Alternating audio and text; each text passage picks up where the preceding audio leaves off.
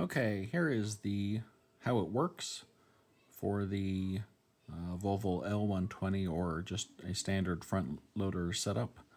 The transmitter I'm using is a FlySky FS i6S, and the receiver is a 10 channel, but it doesn't actually matter. You could actually use a 6 channel for this and it'll still work. Even though the web page here on the DIY Guy 999 web flasher indicates a channel 9 and a channel 7, those work as long as you have a transmitter that can send it because of the iBus connection. So that's a pretty cool thing. But I have reset the transmitter to be factory defaults. I then bound it to the receiver and I made these changes to it. I put channel 7 on VRB and channel 9 on switch B. So those are the only changes I've made. So if you reset your transmitter, it should work. So just going to show a little bit then of how it works. So power up the system.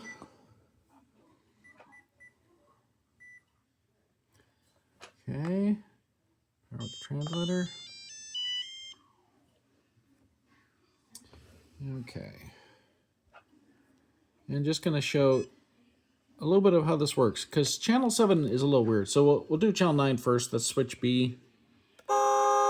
So pretty easy there. Channel 7 is a little different because it gives you different functions depending on if you move the channel all the way at 100% plus or minus, or if you move it 75% of the way. So as an example, so channel 7, so I'm going to move it 75% positive, and that's engine start. And of course do it again, that's engine stop. So if you do it though, so start the engine and then you pull it all the way, I don't know if you can hear it, that's actually a volume control. So that's its loudest. I've actually got to turn down, remember that little screw, that little brass screw is also volume control, and I have it turned down. But that's the loudest volume. That's so you can decrease it and even turn it off just by moving channel 7 all the way positive.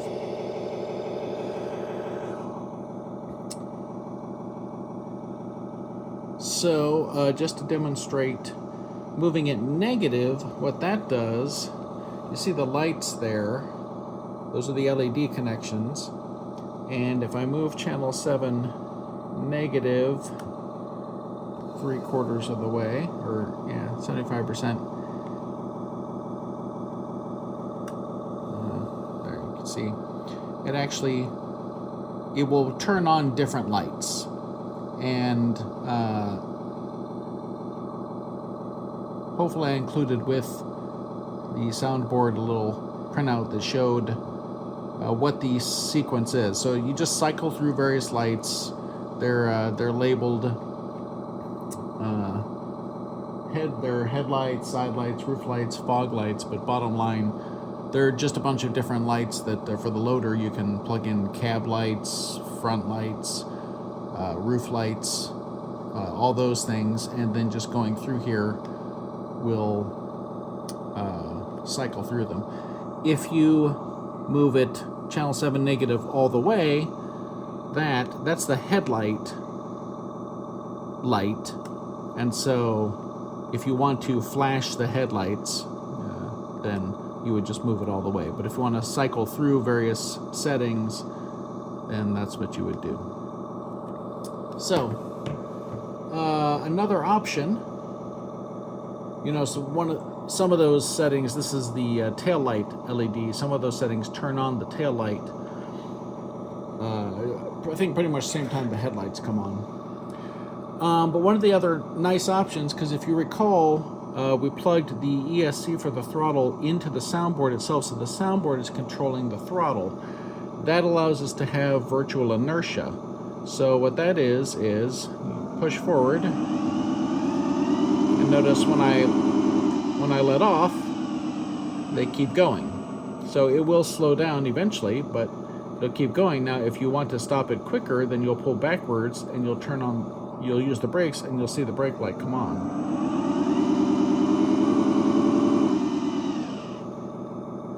And as long as I'm holding back, it's going to come to a stop and the brake light will be on until I let go. And now if you want to go backwards,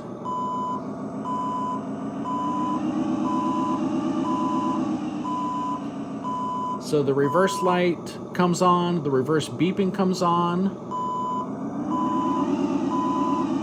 and just like before, if I want to stop,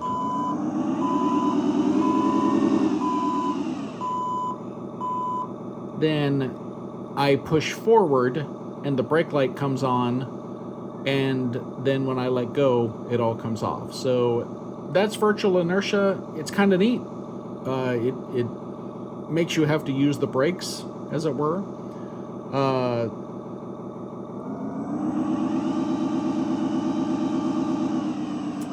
As an option, I think it's a feature because I just discovered it.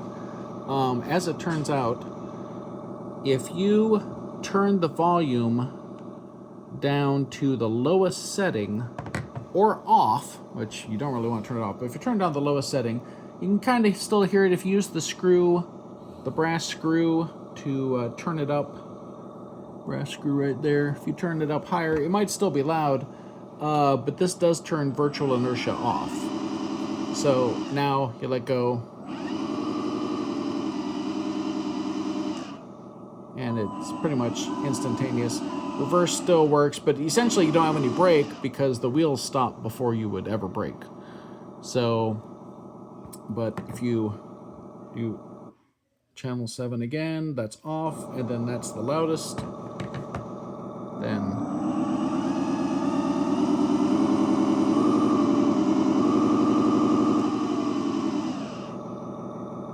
so that's it. The only other thing is you don't need to do anything, but it will make noise based on the loader arm going up. The motor will rev a little bit. Makes a sound like pressure releasing when you lower it.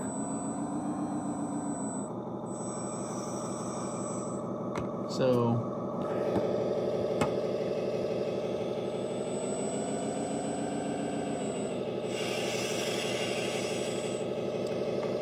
you don't need to do anything for that to work if you have the channels configured by default, which just for reference, by the way, so that's channel 2 is, or sorry, channel 3 is the throttle, channel 4 is the steering, channel 2 is the arms, and channel 1 would be the bucket.